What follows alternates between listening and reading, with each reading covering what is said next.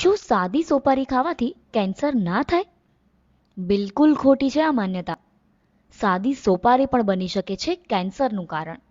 ઘણા લોકોને સોપારી ખાવાની ટેવ હોય છે અને કેટલાક તો વળી એવો દાવો કરે કે સાદી સોપારી ખાઓ તો કેન્સર ના થાય. કેટલાકનું એવું કહેવું હોય છે કે તેઓ તમાકુ વગરની સોપારી ખાય છે એટલે તેમને કેન્સર ન થઈ શકે. કેન્સરના નિષ્ણાત અનુસાર સાદી સોપારી ખાવાથી કેન્સર ન થાય એ માન્યતા ખોટી છે. સાયન્ટિફિક રીતે સમજીએ તો જ્યારે પણ ખાવાનું આપણે ખાઈએ એટલે કે ભોજન ચાવીએ ત્યારે મહિલાઓમાં 108 અને પુરુષોમાં 180 ન્યૂટનનો ભાર પડે છે અને જો સોપારી ચાવીએ તો 400 થી 450 ન્યૂટનનો ભાર પડે છે.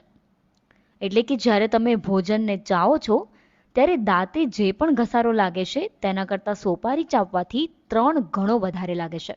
ભોજન ચાવવાથી દાંતની સપાટી જેટલી ઘસાય છે તેનાથી વધારે સોપારી ચાવવાથી ઘસાય છે. સોપારી લાંબા ગાળા સુધી ખાવાથી માંસપેશીઓ પર તો અસર થાય જ છે, પરંતુ આ સાથે સાથે ગાલને પણ તે અસર કરે છે અને મોઢું ખુલવાનું ઓછું થઈ જાય છે. મેડિકલની ભાષામાં તેને કહેવાય છે ઓરલ સબમ્યુકોસ ફાઇબ્રોસિસ, જેને કેન્સર થતા પહેલાની સ્થિતિ કહેવાય છે.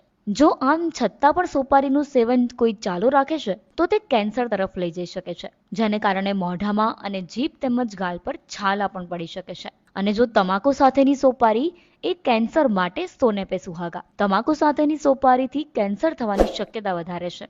વર્ષ 2022ના જનરલ ઓફ ડેન્ટલ રિસર્ચના આર્ટિકલ પ્રમાણે 49.5% લોકોને સોપારી ચાવવાથી કેન્સર થયું છે. એટલે જ આજે જ સોપારી છોડો અને રહો કેન્સર મુક્ત.